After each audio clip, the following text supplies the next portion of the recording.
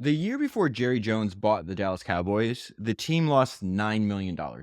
And just a few years later, the Cowboys were making over 30 million in profit per year. In fact, in the middle of this turnaround, the book describes Jerry Jones as a ruthless cost cutter. A few weeks ago, I was telling you about Ingvar Kamprad, who's the founder of IKEA, starts IKEA when he's 17, works on it until he dies at 91 years old.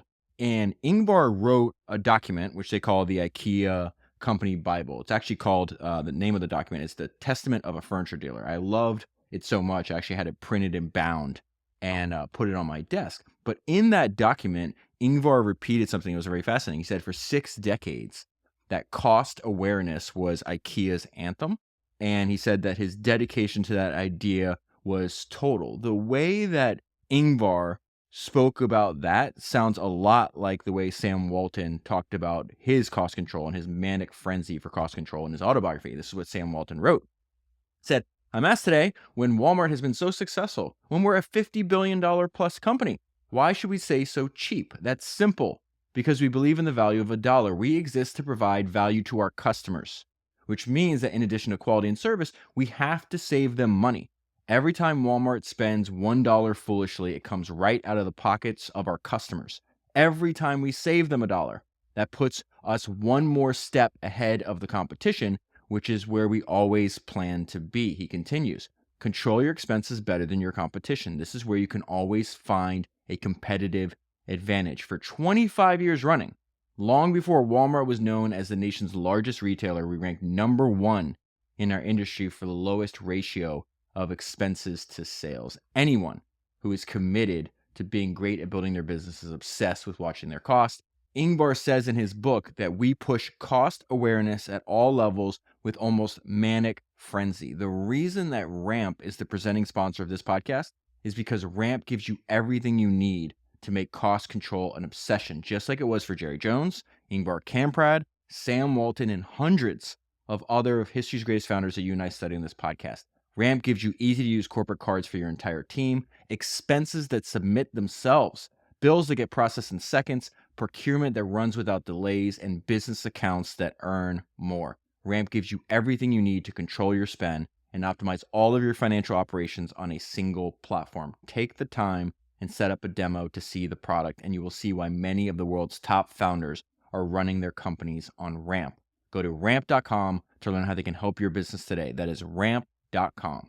One more tool I want to tell you about is Vesto. A lot of my friends are using Vesto to see all of their company's accounts in one view. Vesto helps you connect and control all of your business bank accounts from one dashboard. I know the founder of Vesto, Ben, spent a bunch of time together, and I've tried to help him by introducing him to some of my friends that I feel could benefit from using Vesto. So I called one of my friends and he said, David, I will meet anybody you ask me to meet, but I have to tell you, we say no to over 90% of the software that we are pitched. And yet a week later, I hear back from my friend. He says, Ben and Vesto are great and that they signed up. So I asked my friend to ask his team to explain in their own words the benefit that they get from Vesto. And I'm going to read you this text message exchange that we had. And so this is the response to that question. Can you please ask your team to explain the benefit they get from Vesto in their own words? It says, it provides us the ability to view all of our bank and loan accounts on one platform with a single sign-on. It makes it much easier to grant access to users in one place as opposed to 20 different banks. I text back, what did they do before Vesto? We have 20 plus different bank logins across like 5 accountants. We literally use 21 banks, so every bank has an account and a loan that multiple people need access and views to. Just to log in and see everything would take hours and all be in different tabs. If you have multiple accounts and multiple businesses, make sure you go to vesto.com, that's Vesto with a V, and schedule a demo with the founder, Ben. Tell him David sent you. That is Vesto with a V, so vesto.com. The link will also be down in the show notes. I hope you enjoy this episode. Jerry Jones lived a wild life, and this book is full of unbelievable stories of deals and risk that Jerry took during his career. My daughter went to Stanford. I couldn't stand it. She was so far from Arkansas. So I'd think of reasons to make trips out there, to try to come up with a little business or something. I'd go out there with her, and I got an old office downtown Palo Alto. And I said, I need to get some things going out here if I'm going to spend this kind of time. So I went over to Brentwood, about 20 or 30 miles from San Francisco, and I bought 25 lots, like I was going to build 25 houses. Except I drilled 4 gas wells. And those 4 gas wells in 18 months paid me enough money for me to buy the Dallas Cowboys. Paying attention to my kids actually led me to getting involved into the passion of my life. And all along, what I was trying to do was hang out near my daughter. A lot of things happen that you didn't have planned or you don't have the strategy for. Now, I'm not saying I've done anything right, but I made up my mind a long time ago that I was going to work with my kids. They're involved in everything. They're involved in my leasing, oil and gas, real estate. And so when I got the Cowboys, I got it so that we could all work together. I thought I was doing it for them, but the one that got the most out of it was me. You're going to be sitting here in a hospital sometime in the future, laying here sometime in the future. And this room is going to be full of your business associates and the people you worked with all your life. And more than likely, your children and your family are going to be there because they're your children and your family. But you could have them there because they're the people that you spent your life with, the ones you worked with, the ones you fell down with, the ones you got up with, not just seeing them on Thanksgiving and Christmas. That's who you want to be with. So when that time comes, it's a celebration of your life, and you're not wishing you spent a little more time seeing a few more suns come up. That's the trip. That's the trip. Because that's going to be your glory. I'm pretty proud of them Cowboys. I'm pretty proud of the stuff that we've done in oil and gas. It pales in comparison to how proud I am to have lived my life working with my kids. You've got a chance to do something about that. I hope you will. That was not an excerpt from the book that I'm going to talk to you about today. That was actually Jerry Jones on this show called Landman. Landman is about the Texas oil and gas industry. And I thought that clip was so moving, it piqued my interest to learn more about the life of Jerry Jones. He's obviously a well-known figure, and I assumed that there was going to be, a bunch of biographies or maybe even an autobiography written by him. Turns out there's not many books on him at all. I was able to find one that was published all the way back in 95, so that's the book I'm going to talk to you about today, which is King of the Cowboys, The Life and Times of Jerry Jones, and it was written by Jim Dent. Before I jump into the book, I did some other research, and I pulled out a few quotes and stories from his life that aren't in the book that I want to start with. It gives you kind of an overview of some of the things I think are important to learn about him. One, I just absolutely love this. It says, Jerry Jones doesn't like to waste time. On the rare occasion he hits the golf course, he's been known to close a business deal by the first hole, shake hands, and then walk off saying, "Why would I play another 4 hours when the deal was done?" Tales abound of 4 a.m. phone calls from Jones, leaving those on the other end unsure if he's just waking up or he hasn't slept yet. That is a reoccurring theme throughout the entire book, that the fact that he pushes himself. He's one of the most driven people you'll ever meet, and he has the ability to survive and thrive on very, very limited sleep. So in this case, he's not waking up at 4 a.m. He hasn't gone to bed yet. Such restless energy and single-minded drive has defined Jerry Jones for decades. You talk about the fact that he's this collection. His persona is part high-stakes entrepreneur, which is really the amount of risk this guy takes is just absolutely incredible. We'll talk a lot about that today. Part high-stakes entrepreneur, part football evangelist, and part showman. He's definitely got like a P.T. Barnum showmanship, very gifted storyteller, raconteur to him. Something I want to talk to you a lot about is the fact that his family, his parents involved him in the family business from a very young age, even when that family business started, from a very humble beginning. He says, "My parents were entrepreneurs. If you just worked hard enough, then you had real opportunity. That was instilled in me at a very early age." His father is going to be the most influential person in his life. His mom describes Jerry and his father later on in the book as twins. And so he says he credits his father with teaching him to not only embrace work, but to never resent it. One formative anecdote stands out in Jones's memory. After a bruising high school football loss, he came home demoralized and went straight to bed. Pat Jones found his son in bed and delivered a stern bit of advice. Son, if you lie in this bed, you're going to be a loser for the rest of your life. Now get up. And if the team asks you to be the water boy, then drown them with the damn water. Jerry Jones got out of bed and never forgot that lesson. And then just one more quote that I want to read to you before we jump into the book. Again, I think is really important, and he does think this is in his blood. Direct quote from Jerry Jones here. He says, "By instinct, we Joneses were risk takers. To win big, you have to play the big hand." So I want to start talking about his intense drive. Throughout the book, Jerry has phenomenal relationships, and he winds up building relationships and friendships and partnerships with some of the most successful entrepreneurs of his day. And one of them is his longtime friend named Don Tyson. So Don Tyson had the nickname as the Chicken King, which I thought was humorous. It says Tyson is one of America's wealthiest men, having built his chicken empire from scratch more than 40 years ago in Springdale, Arkansas. Actually, he scales his, he passed away a few years ago, but he winds up scaling the chicken business to over $10 billion a year in revenue. And this is what he said about his friend Jerry Jones. Tyson talks about Jones. He says, "This is one of the most driven men you will ever meet. Here is a guy who, by God, made it by himself. He planted his own crop and he harvested the damn thing." And so in addition to his drive, which is repeated over and over again through all these stories and anecdotes by the people that worked with him and knew Jerry for a long time, it's peppered throughout the entire book, is the fact that something that's repeated over and over again is the fact that Jerry has this wildcatter mentality. He is full risk on. In fact, there's another great quote that I found when I was researching him. He says the only way to break out is to gamble. And I think this is a great description of him. It says, "Jones still operates on the oil patch mentality that he picked up during his early business years. Roll the dice until your knuckles bleed. Never, ever do what traditionalists would do. Wait till he buys the Cowboys." There's like so much low-hanging fruit. And it was actually shocking. One of the most surprising things I learned from reading this book is just how unsure the investment, Jerry Jones' investment in the Cowboys, was at the time he made it. Now it's, worth probably somewhere between $8 to $10 billion is the rumor. If he tried to sell the Cowboys, how much it'd go for. So it says, roll the dice until your knuckles bleed. Never ever do what the traditionalists would do. Jones is determined to succeed on his own terms in his own way. And one of the most important, or maybe the most, not even one of, the most influential person that taught Jones to take risks, to be bold, and to blaze his own path and basically do what he wants to do in life is his father, Pat Jones.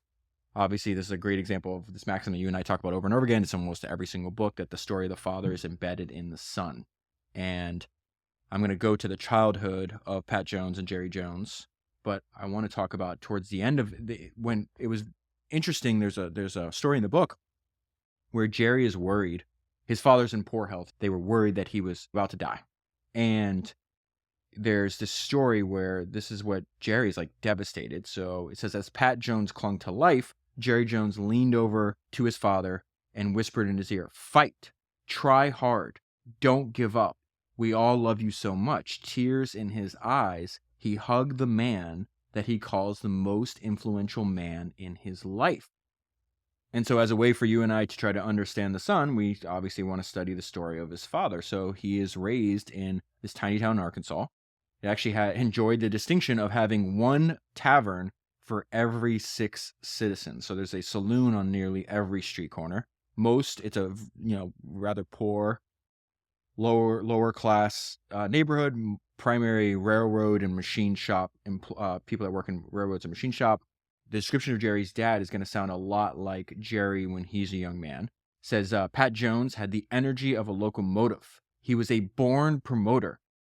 He was raised in a tiny farming community. The Jones family lived in a leaky, poorly painted shack. So his dad grew up during the Great Depression. And one of the things that helped his dad survive the Great Depression is that he was a born salesman. It says what he did best was sell. So even from a young age, he's like walking down the streets with buckets of peas and he's like selling them, hand them out essentially.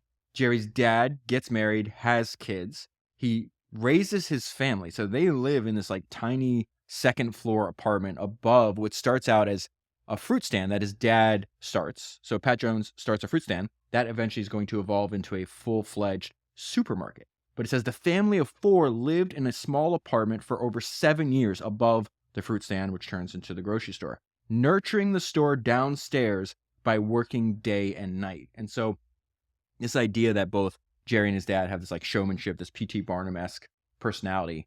He's like, okay, well, how do I get as many people into the store as possible? He does all kinds of things. He at night, it turns into a dance hall. And then one of the most successful advertising and marketing promotions he did was he actually sets up a radio show inside of his grocery store in, rural Arkansas. No one was doing this at the point. And the reason I bring this up to you is because there's a lot of ideas that Jerry has when he takes over the Dallas Cowboys that, seem obvious to us now because everybody does it, but nobody was doing it back then. One of Pat's ideas was his next promotion was nearly unheard of in 1954, a live on-site radio show that mixed music with heavy endorsements for the products in the stores. I don't know why I found that funny. The guys running the radio store was this guy named Brother Hal Weber, did his hillbilly act from the back of Pat's supermarket, and the parking lot was jammed. People would drive from the surrounding 15 counties. It's one of the damnedest things I'd ever seen. They came wondering what the heck was going on in the store. This part of his life is so important because how young Jerry is. Pat's supermarket was young Jerry Jones' first exposure to hard work and showmanship, and he took to his father's example like duck to water. I worked everything, Jerry said. I learned how to do everything in the store. I was up at the crack of dawn, and I'd be working until midnight. My dad was a driver, but he was also a teacher. He just somehow knew where he was going. More than 60 years after the Great Depression, Jerry Jones still feels its influence. It was that mentality from that era that drove him. My dad, when I was a kid, it was all my dad could talk about. The Depression, it scared the hell out of the people who grew up there, especially the ones on the farms. My dad passed that fear along to me. That is why I always worked when I was a kid. My dad said, I'm going to teach you to work so that you don't mind working and it will become part of your personality when you grow up. God dog it, if I wasn't down there working at the store every day, I knew my butt was going to be in trouble. And this is what his dad says about Jerry as his kid. I knew that Jerry had the right instincts. Even when he was a kid, he could talk to people just like he was an adult. It was a gift. Jerry heard nothing but business talk during breakfast, lunch, and dinner. He understood that he wanted to make money and get ahead. Keep in mind, Jerry is 7 years old. They're talking about Jerry when he was 7 years old, what he's going through. In fact, I had dinner with one of the wealthiest people in the world a few nights ago. And there's two interesting things, especially if you've been analyzing the books that I've been reading the last few weeks, just how reoccurring this theme was. And the guy I was having dinner with, he's in his 70s, and he was telling me his father was the one that originally started the business, and it's just drastically expanded under the second and third generation. And he was telling me, he's like, my dad started me and my brother working in the business when we were 6. Every holiday from school was spent working in the family business. And so there's two striking things. I mean, the conversation was incredible. The dinner was incredible, but I learned a lot. But two of the most striking things was just how common, again, like if you look at Jerry Jones this week, Leon Hess last week, the Wallenbergs, Hetty Green, go back to older episodes like Estee Lauder, the Waltons. I even think about like Steve Jobs' dad when he was 5 years old, teaching Steve how to take apart, and the fact that you could make a TV. These aren't magical things. Like you love TV and radio and electronics. Well, guess what? Humans figured out how to make that, and essentially teaching his young son that from a early age. But just it's remarkable to me, and I need to point this out to you because it may be obvious to you, but in case it's not obvious to you, it wasn't obvious to me before I started reading all these books, was just how common this is for these, the amount of valuable education you're able to instill in your child about business and producing goods and services and working your ass off and, trying to help other people and build wealth through doing that. It's so valuable. And regardless of industry, all the people I've read about, the person I was talking to, they all work in different industries, and yet their family did the exact same thing. And then the other thing that was interesting about the dinner is this encyclopedic, another thing they do is this encyclopedic knowledge of business history that was in this guy's head. And, we talked about a bunch of the books I'd covered in the past. In some cases, he knew, the entrepreneur or the family or whatever the case is, and he filled in he just knew everything. Again, I think it just speaks to the idea. It's like, what can we do if we're trying to build the most powerful family as possible? One, we get our kids involved and we teach them the value of business and entrepreneurship and investing and working really hard from a young age. And then obviously get them reading and studying as much of business history as possible because that's just this recurring thing. So There is another thing that Jerry picks up from his dad, and his dad was extremely hard worker, just like Jerry's going to be, but his dad partied a lot. And so I'm not going to cover it, but there's entire chapters in this book about how much Jerry parties. So I'm just going to give you an anecdote from his childhood that he sees his dad doing. Early one morning, after failing to make it home the previous night, Pat Jones looked up to find his wife staring coldly into his bloodshot eyes. He happened to be in the company of two young ladies. By his mother's side was young Jerry. Jerry, I want you to take a good look at your father. Jerry, if you were wondering where your father was last night, he was right here with these you-know-whats. Son, I don't want you to grow up this way. So his father was a known philanderer. In fact, later on, his dad's going to run and then sell a very successful insurance company. And there's an anecdote in the book where it says that his father would hire insurance salespeople based on how well they could seduce women. So again, there's a lot of these stories in this book about just this drive to work excessively hard. They also applied it to their nightlife too. Jerry Jones describes his father as the most influential man in his life. At the dinner table, Pat Jones would lecture Jerry almost every night on his business philosophy. He also instilled his taste for flamboyant risk-taking and a fearless compulsion to do things his own way. There's just 20 years age difference between them, his mother points out. They're as much brothers as they are father and son. This is still his mom describing both her husband and her son. They're both workaholics. They also happen to love their work. They make it their life. They are just alike. They are almost like twins. So Jerry's main love in life besides work is football. He starts playing football when he's in high school, winds up playing in college. I'm going to skip over most of that because I want to talk about his early oil and gas career and then him buying the Cowboys. But I do want to pull out, there's just a couple of interesting lines that I think can tell you an entire story in like a sentence or two. It's the fact that he played football. If you analyze the way he played football, the way he approached football, it's like, oh, that's how he works too. And so there's just these quotes from from like people on his team and also his coaches. It says he played with reckless intensity. His head coach remembers that Jerry didn't have a whole lot of anything as an athlete, but when he started something, he didn't quit. The kid just worked his ass off night and day. Another coach on the next page. He was the fiercest competitor we had. So he is wheeling and dealing and selling anything he can while he's in school. When he gets out of school, he's going to start working in oil and gas, which I'll get to how he gets there. This was very interesting though, because I'm reading this section, it's about his personality, his salesmanship, his just intense energy. The fact that this guy just goes and goes and goes with almost no sleep. And for some reason, I get to this sentence after reading, this entire chapter. And it made me think of Ted Turner. It says, Jerry has always been a total extrovert, a salesman, a promoter. He always had that tremendous energy level. So back on episode 327, I did the autobiography of Ted Turner. It's one of the most fascinating autobiographies that I've ever read. But what I did is like, man, why does this remind me of Ted Turner so much? So what I did is I went and I asked Sage, like, can you describe the personality and traits of Ted Turner? And it actually created this outline for me. And I'm like, this sounds just like Jerry Jones. This is why this was in my head. So here's some key characteristics. I'm going to read the parts. Almost this entire outline is Jerry Jones. So I'm describing Ted Turner, but really it gives you an overview of who Jerry Jones is, especially when he's young in his career where we're at in the story right now. Key characteristics. Number one, boundless energy and intensity. Okay. Known for nonstop talking and nervous energy. He cannot sit still, needs constant movement and activity. This sounds like Jerry Jones to me. Worked incredibly long hours, often sleeping in his office. Okay. Number two, extraordinary vision and belief. Had absolute conviction in his ideas. This is, again, still about Ted Turner. Wait till we get to the massive bets, these huge, risky bets that Jerry Jones placed in his life. Had absolute, and why would you do that? Because you have absolute conviction in ideas. In Ted Turner's case, it's particularly about the future of cable TV. Was willing to be early and made bold prediction.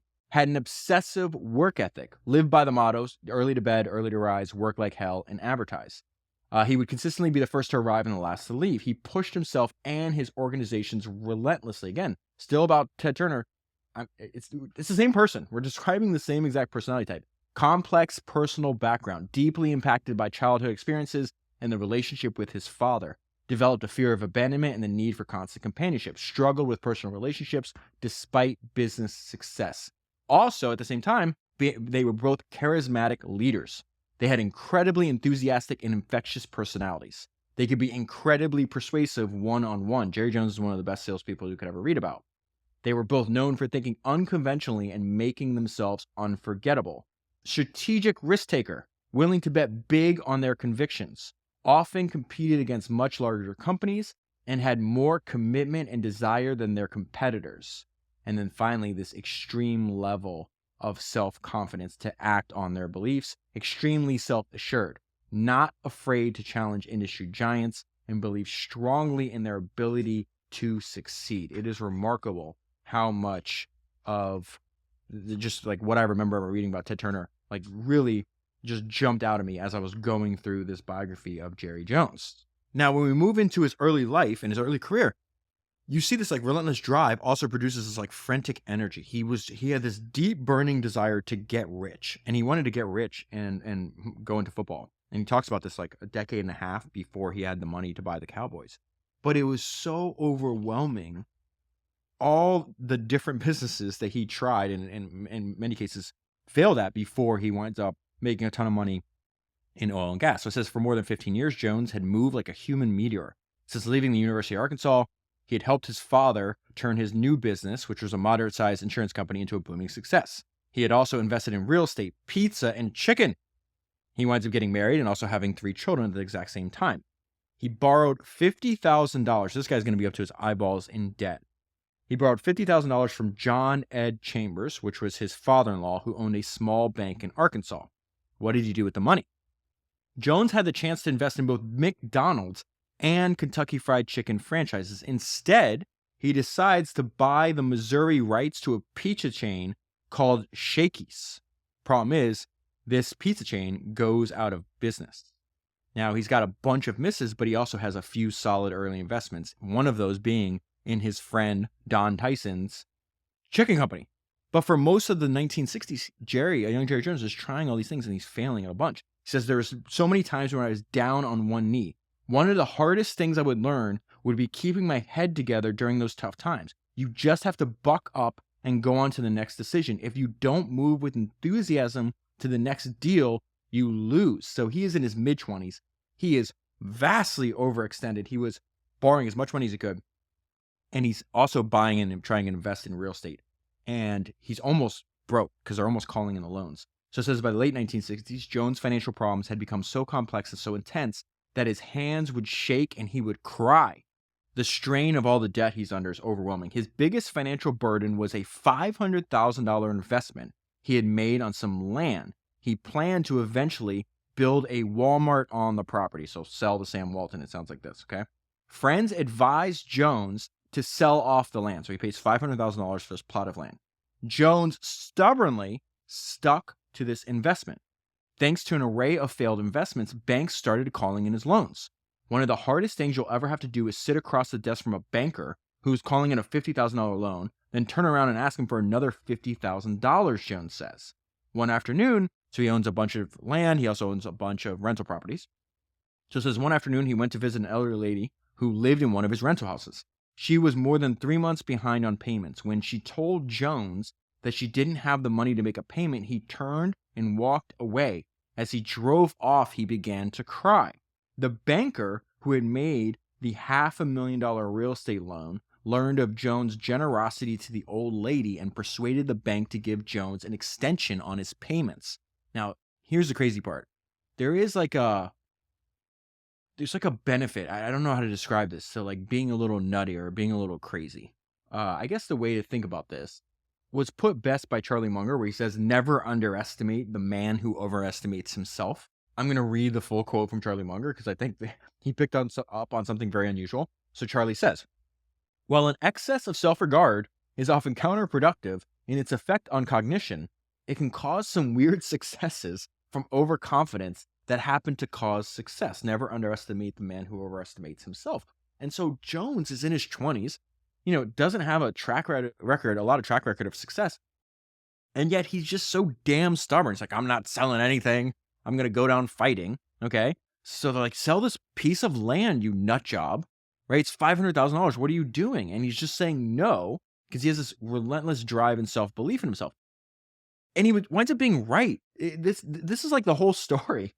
I almost accidentally even stumbled upon that idea from Munger when I was rereading the highlights for this book. It's like, never underestimate the man who overestimates himself. Why?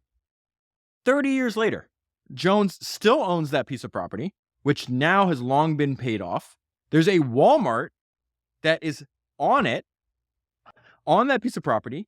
And then after that, they develop this new interstate highway. So this piece of land that he buys, they build a Walmart on it, makes the piece of land more valuable. Then here comes the highway. That land is now valued at $20 million. He refused to sell the $500,000 piece of land. What is this, 20 years later, did I say, or 30 years later? 30 years later. It's now $20 million. And there's so many examples, and really, that is the theme of this conversation, this podcast, is all these things that Jones did shouldn't have worked out, but they did work out. Like, even when you get to the Cowboys, when you see the financial performance of the Cowboys before he bought them, it's just like unbelievable that he turned this around and it turned out to what it did. So he catches a break here. So remember, 1960s have just been absolute hell for this guy. He's crying. He's up to his eyeballs in debt. He's like having meetings with banks for like, give us your money. He's like, not only am I not going to give you your money, I want you to give me more money. It's a completely crazy story. So in 1970, his father sells the insurance company, the Modern Security Life that I was telling you about, that Jerry helped his dad build. As a result, from what I've read, Jerry nets about $500,000 from that sale. Then he's like, all right, I'm going to move now my little young family to Little Rock, Arkansas, and I'm going to get into the oil business. So Jones puts out the word that he was ready to enter the oil business. A relative introduces him to this Oklahoma oil man named Bill Sparks. So again, let's go back to never underestimate the man who overestimates himself. While an excess of self-regard is often counterproductive in its effects on cognition, it can cause some weird successes from overconfidence that happens to cause success. So he's introduced, hey, I'm moving my family. I'm going to get into the oil business. And he's introduced to this guy where this guy is shopping an oil deal that everybody is like, you're crazy. He says no. Everybody is telling Bill Sparks no. The one person that doesn't tell him no is going to be Jerry Jones. This is insane. So Sparks wants to come out on his own. He's working for a company, and he's like, listen, I think I found this essentially meandering underground river of oil. And I'm almost positive if we drill here, and if we can sketch this out, we're going to find a river of oil 7,000 feet below the ground. And it's called the Red Fork Sand. No one believed him. The company that he was working for thought he was so crazy that they fire him. They're like, this is the stupidest idea we've ever heard. You're fired. So Bill Sparks is shopping the deal. Again, the funny thing about this is that this is a deal that everybody said no to. Wait till you see the financial performance of this deal. And so one of Jerry's partners in oil and gas is describing Jerry for us. Probably one of Jerry's worst traits is his inability to say no to risky ventures. He does love high-risk, high-return ventures. So he loved this Bill Sparks idea. Bill managed to sell the idea to Jerry when he couldn't sell it to anybody else. Remember that. The same exact thing is going to happen when he buys the Cowboys. I think the owner of the Cowboys, if I remember correctly, he shopped the Cowboys to like 75 other people before he did to Jones. It's crazy. And then you talk about this like frantic energy that, and he's involved in so many things. So when Jerry gets pitched this idea from Bill Sparks, what is Jerry doing? And this is why I love it was like kind of humorous and funny to read the book, because you're reading about all these like investing in pizza and chicken and real estate. And so now he's getting pitched the deal. And what was Jerry doing when he gets pitched the deal? He was selling mobile homes. Like, what is going on here? So it says Jones and his partner Jim Dooley were selling mobile homes when they got word of Sparks' scheme. So Jones and Dooley team up with Sparks and this other guy named Rand Ricks. They have the funniest names in the book, by the way. Rand Ricks. Wait till we get to the owner of the Cowboys name that Jerry buys it from. So you got Jim Dooley, Jerry Jones, Bill Sparks, and Rand Ricks, okay? And so I was trying to figure out, I was like, where the hell did he get the money from? This is why it was so important for the sale of his father's insurance company, okay? So Jones's faith, he's like, okay, I'm going to buy into your idea. Jones's faith in Bill Sparks paid off. The group hit their first well. So keep in mind, This deal that Bill Sparks shopped to everybody said, this is not going to work. His previous company said, this is so stupid, we're going to fire you. The first time they drill, that well is worth more than $4 million. So what does that mean? Hitting that first well meant that we could go to the bank and borrow money and keep drilling. It meant everything in the world to us. The group hit their next well and the next one and the next. In all, they hit oil in their first 15 wells that they drilled. This is what Bill Sparks said about this. Right off the bat, Jerry believed in me. Why? I don't completely know, other than the fact that he was hungry to get rich. He wanted to strike it rich. But there was another thing. All he could talk about was that he wanted to make enough money to buy a football team. After the first successful well came in, the partying began. So this is what I mean about just these guys work excessively hard and party hard. So what do I mean about partying hard? They're starting to get rich. The first successful well comes in. How do they celebrate? They rent out an entire hotel. So they rent they're in Oklahoma City at the time. They rent out every single room in this hotel. They invite over 500 people. And says they would rent out every room in the hotel and the party would go all night. Just about everybody got drunk, naked, and jumped in the pool. And so then Jones doesn't stop there. His excessive drive, his excessive self-confidence is like, hey, I drilled oil successfully. You know what I'm going to do? I'm going to drill for natural gas. So he winds up partnering with this guy named Mike McCoy. He walks into Mike McCoy's office in 1980. He was coming off one of the greatest financial and emotional highs of his life. Jones had sold one of his oil production companies in 1976 and walked away from the Red Fork Sand, that deal with Bill Sparks, with a profit of more than $50 million. This is another one of his partners. You see how everybody that runs into Jerry Jones, he's remarkably consistent. The way his partners and his coworkers all describe him, essentially he doesn't change. Jerry has never met a high-risk deal that he didn't like. He's a risk taker, and the riskier the better. You have to be a gambler to play in this business. If you get disappointed over failure, you shouldn't be in this business. At the same time, if you get too high over success, you will bust yourself. The excitement in the oil and gas business is unmatched by any other business. There's a great line. When you watch Landman, I think the best single line in that entire series says the billionaire oil founder, one of the main characters in the show, says, our business is a constant state of crisis interrupted by periods of immense success. So Jones goes to Mike McCoy and he's like, okay, let's get into the gas drilling business. Let's drill for natural gas. This is what Jones was referencing earlier at the very beginning, where he's like, I'm going to drill for gas out in San Francisco when my daughter was at Stanford. So they're like, okay, we're going to take a shot at 2 wells. We're going to drill for natural gas near San Francisco and then in southeastern Oklahoma at the same time. Okay. Almost immediately, the project met with disaster. This is the first one they do is Oklahoma. Almost immediately, the project met with disaster when an employee made a $500,000 mistake. After drilling the customary 8-inch diameter hole, he tried to pour cement into the casing to add support to the well. Instead, he mistakenly dumped cement into the well itself, ruining it. Jones took the bad news in stride. Remember what their description of the oil and gas business. If you get disappointed over failure, you should not be in this business. You made a mistake, that's fine. You get up and you drill again. This is exactly what they did. The partners invested another $500,000. They moved the drill bit 100 feet. The next day, they learned they had hit a natural gas well worth over $40 million. At the same time, they're drilling in San Francisco. The first reports from the well near San Francisco were not good. The guy running the job for them out there called and said, we had turned up nothing. Then he called back 8 hours later and said, we're going to be rich. The well outside of San Francisco would produce $40 million worth of gas over a 2-year period. Jones and McCoy had made $80 million on their first 2 natural gas wells.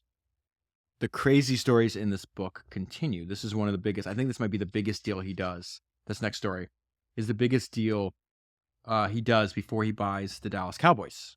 It is also the hardest to explain and the one that he has the most controversy over. So Jerry has a friend, this guy named Sheffield Nelson. Sheffield Nelson was CEO of Arkansas Louisiana Gas Company, which is a state-regulated utility company.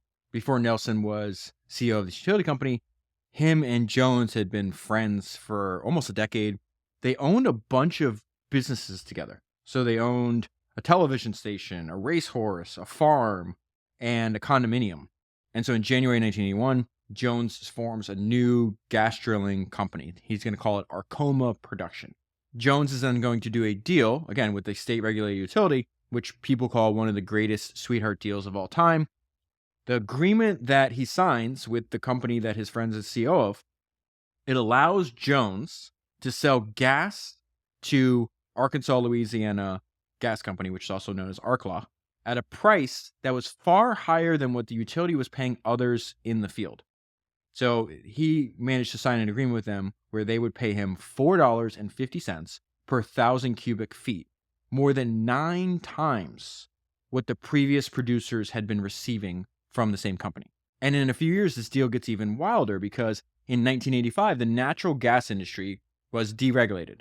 And so the price of gas drops dramatically. Unfortunately, under the terms of their agreement, the utility company was committed. They had to buy as much gas as Jones could produce at the maximum legal price. So what does he do at this point? He goes, and him and his partner, this is the same guy, Mike McCoy, they go and they make deals with other gas producers to turn their leases over to Arkoma Production, because Arkoma Production has a guaranteed contract where they can sell it for a higher price than if you were drilling the gas yourself. McCoy and Jones pointed out to landowners and potential leasers that they could receive a much higher return on their gas by working out deals with Arkoma instead of continuing their low-paying contracts with Arkansas, Louisiana themselves. And this is the end result. Arkansas, Louisiana Gas Company was paying Arkoma Production $40 million a year for gas that it didn't need. And so if you sign a bad deal, one way to get out of that deal is to actually buy the company, to buy out the company. So then Arkansas, Louisiana Gas Company announces that it's actually buying Arkoma Production. So Arkoma Production was started from scratch in 1981. In 1987, Jones and his partner sell it for $175 million, which means if you calculate how much money they took out of the business plus the sales price, Arkoma Production had walked away with more than $300 million. Now, this again goes back to never underestimate the man who overestimates himself. There's another wildcatter. I think it was, I can't remember if it was Monty McCreef or maybe Sid Richardson. They said, I'd rather be lucky than smart. Well, here's an example here. So they walk away with $300 million. Jones and McCoy had drilled more than 200 wells, and they had come up empty on exactly one. So Jones is going to get to the end of the 80s. He's around 47 years old when he's going to buy the Dallas Cowboys. Winds up, after all of his adventures in oil and gas, he winds up having about $90 million in cash. Now he has enough money and the opportunity to do what he's been wanting to do. So if you go back throughout the book, for over 20 years, says as early as the 1960s, all throughout the time he was in the oil fields in the 1970s, Jones would tell anybody who would listen that someday he'd buy a football team. As early as 1982, he started sharing his blueprint with his old college roommate. His college roommate is Jimmy Johnson. Now, this is a guy that when Jones buys the Dallas Cowboys, he fires their long-term coach, Tom Landry, and immediately hires Jimmy Johnson. And what he told him in 1982, he's like, hey, you keep doing what you do best, which is coaching, and I'll keep doing what I do best, which is making money. And one of these days, we'll do this together in the NFL. So the owner of the Cowboys at this time was this guy named Bum Bright, H.R. Bum Bright. I love these names. And he is going to be forced to sell the team. There's actually a history of the owners of the Dallas Cowboys being forced to sell the team because they had a severe cash crisis. So Bum Bright had made a bunch of money in trucking, oil, real estate, and banking. He's making a ton of money in the early 80s. By 1989, his financial empire is crumbling. His bank is in utter disarray because it's suffering these catastrophic real estate losses. In fact, at the time he's selling the Dallas Cowboys, his bank is being run by federal regulators. Now, Bright is motivated to sell for the same reason that forced the original Cowboy owner, this guy named Clint Murchison Jr., who sold Bright the team in 1984. He was in a financial free fall, and the ground was coming up fast. Now, here's a really interesting thing. He essentially, Murchison, I don't know how to pronounce his last name, essentially handpicked Bright to sell the team to. And Bright did not, he didn't love football. In fact, before he owned the team, he'd only ever gone to ever 2 Cowboy games in his life. And the reason he was persuaded to buy the team was he's like, oh, there's enough depreciation in the team that I can use the team as a tax write-off for, at the time, his booming oil business. So I need to go back to this idea that there's over and over again, we see Jerry making an investment that other people, they're just not sure bets at the time. And in many cases, people were offered the same deal and a ton of people said no. So buying the Cowboys was not a sure bet. The difference was that unlike Bum Bright, Jerry's like obsessed with football. He's actually obsessed. And I want to read this quote from Graham Duncan about the importance of being obsessed in a second. So Jerry's going to buy the team for $140 million. What is he buying? He's buying a football team that in 1988, the last year before he was the principal owner, lost $9 million. A team and an organization that was incapable of selling the majority of the luxury suites. I think like 90%, over 90% of the luxury suites were unsold, were sitting empty. Attendance had dropped by almost 25%, and only one home game the entire year had sold out. Bum Bright starts shopping the team because he's in dire financial distress, right? He tried to sell for $180 million. He pitched 75 people before he got to Jerry Jones that said no. And so we see this immense appetite for taking risks again from Jerry Jones because what does he do? He has $90 million in cash. He empties his entire bank account. Then he borrows the remaining balance at steep interest rates. Financial advisors at the time warned that buying the Cowboys was, quote, ridiculously overpriced and financial suicide.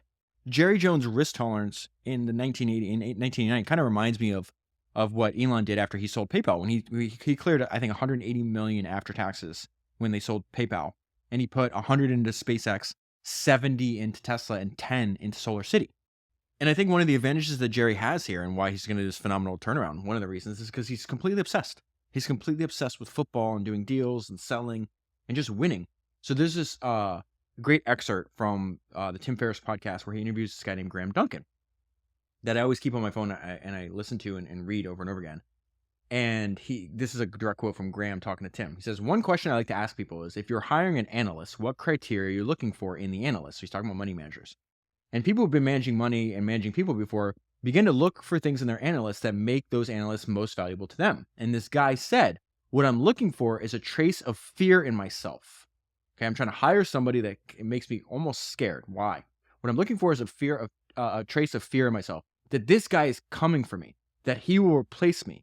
And I think what he's capturing is that the level of intensity, that obsessiveness that you see in a minority in any field, because they found the game they want to play and they bring an intensity and an obsessiveness to it that over time, they're just working so much harder. It's like Wayne Gretzky finding hockey at age 5. He's obsessed and he's just going over and over and over again. And there are people in the finance industry who are like that. They're just obsessed with investing in this really distinctive way. Warren Buffett, from a young age, obsessed. It is obvious. People say, oh, there's like all these people criticizing Jerry Jones in the book. Like, he's just doing this for money. Yeah, he wants to make a lot of money. But you can clearly tell he's not doing this for money because 30 years after this book was published, he still owns the Dallas Cowboys. He's obsessed with owning a football team and running a football team. And you can just clearly see this. And as a result of this obsession, he's going to work so much harder at this than the previous owner did, who wasn't really interested in football. He's like, oh, this is great. This is a way I can, offset some taxes for my oil business. Where Jerry's like, no, I'm going to build the best football, like not only football organization, he's trying to win on the field, but also football company. And he really invents a lot of ideas that are used, throughout sports that to you and I, looking back 30 years later, is like, why they weren't doing this back then? It just seems so obvious. So again, just one of his superpowers. Jerry can sell.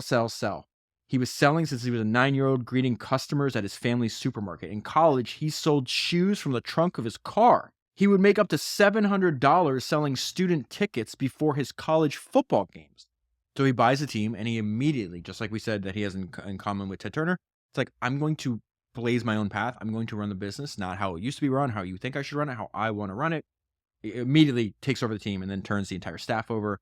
There's a bunch of detail in the book, but I think this one sentence gives you an idea of what he does. It says he took a wrecking ball to the past. And so we see immediately these reoccurring like personality traits, the way he wants to run his business. He's going to be obsessed with speed. He likes to take risks in bunches. He's really just intense and rather a little crazy. He's obsessed with speed, with making decisions and acting on them as quickly as possible. He learned to take his risk in bunches in the Oklahoma oil fields. He describes his reasoning why he takes risks in bunches. Some of your risks are bound to be busts. The more risks you take, the better the chance of one of them hitting. Don Tyson, who built the Tyson Poultry Empire, who I've already referenced a few times here, talked about his friend again during this time. I know a lot of intense people, but there is nobody as intense as Jerry Jones. Jerry is a little crazy. He can change moods without blinking. He's got two personalities. He's got the P.T. Barnum, the raconteur, the storyteller. And then on the other side is the tough businessman from Arkansas. He can immediately switch from very charming to a very tough man. Very few people know how to read him. His complexities as an individual can be disarming. He runs into any project believing that he can beat any man at anything. Goes back to the Charlie Munger, never underestimate the man that overestimates himself. This is somebody who's done several interviews with Jerry, describes him. Life is not about smelling the roses with Jerry. Life is hard work. He just doesn't have any time for things like philosophy or poetry. You get the feeling that he will break your balls if you cross him. You have to be on guard with him at all times. And so when you actually analyze like what he actually did when he took over the team, it's just this reminder. I think it's important. It's like most businesses are actually poorly run. Even businesses you would think like an NFL team in 1989, this isn't like it was the 60s. It's like NFL's not nearly as big as it is today, but it was still like a big business. A business that sold for $140 million in 1989 dollars, and yet it was just run very shittily. There's no other way to put this. It's crazy that somebody would run that business and allow it to lose, $9 million a year before he takes it over. So what does he do? He just asks himself like, well, he goes around and he's like, what is the potential for generating revenue? And Jones just has a very simple way of operating. He's like, what did the previous owner do wrong? And why did they lose so much money? And then you ask yourself, like, what's the highest impact thing I can do if I need to generate money? I just bought this business. I emptied my bank account. I'm, $60 million in debt just on high interest rates. This thing has to make money right away.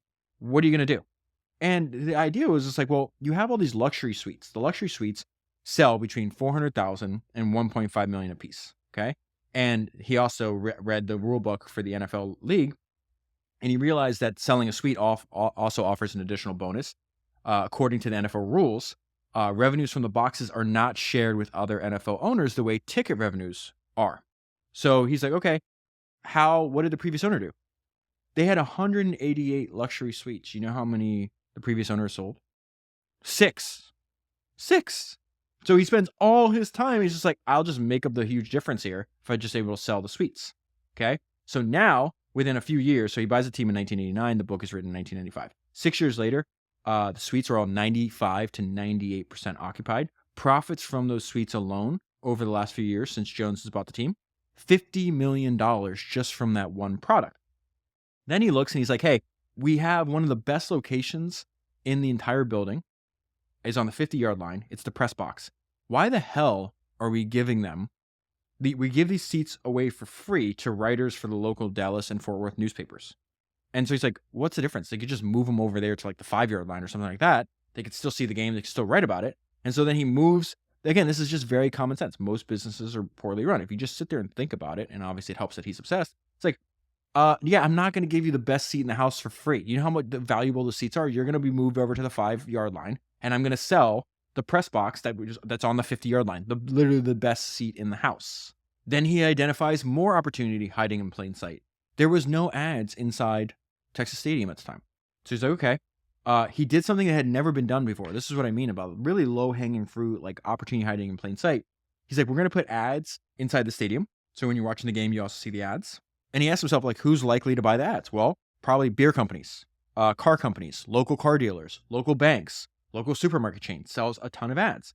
At the time, they were not allowed to sell beer and alcohol. He's like, well, that's a problem. People like to drink beer while they're watching football. So he goes and Irving County City Council, where the stadium is, they're the ones that have to grant a stadium license to sell beer and wine. So he realizes, okay, high leverage use of my time and activity. I'm going to convince the city council members to give me the ability to sell beer and wine, which he winds up making, I forgot, like $1.5 million per game, $2 million per game in alcohol sales and profit just by doing this. So he wines and dines them, gives them free seats in the luxury suites, brings them into the locker room after games. And very shortly after, it says Jones won his vote at the next city council meeting. Millions and millions of dollars were now rolling in from previously untapped resources. He's maximizing his revenue sources at the exact same time. He develops a reputation as a ruthless cost cutter. Any positions that are not generating revenue, he winds up cutting. He began hiring sales and promotions people while weeding out non-revenue producing jobs. You won't find many people around here, with the exceptions of scout coaches and secretaries, who are not making money for Jerry Jones. He wanted no fat. He wanted this lean cash flow machine. If you go back, I told you this before, but one of my favorite all-time biographies I've ever read is like the early days of Microsoft. It's called Hard Drive, Bill Gates and the Making of the Microsoft Empire, if I remember correctly. One of the things that jumped out, and I've never forgot since I read that book for the first time a few years ago, was the fact that Bill Gates ran Microsoft like this in the early days. The first 30 employees of Microsoft, it was 28 programmers, Bill Gates, and a secretary. And Bill was doing all the sales. And something that jumps out as you read the book is like a lot of the ideas that Jerry Jones applied to this business. It's just like, it's the difference between like, do you give a damn what you're doing or not? And if you give a damn, you're just going to pay attention. You're going to pay attention to these little obvious mistakes that previous management or maybe other competitors were doing. It's like, I can just do a better way. And I have trust in my own judgment that I'm able to do that. Another thing that he doesn't shy away from is the fact that he is ruthless. The good thing about being an entrepreneur is like building your business, like you get to literally like make your own world within the world.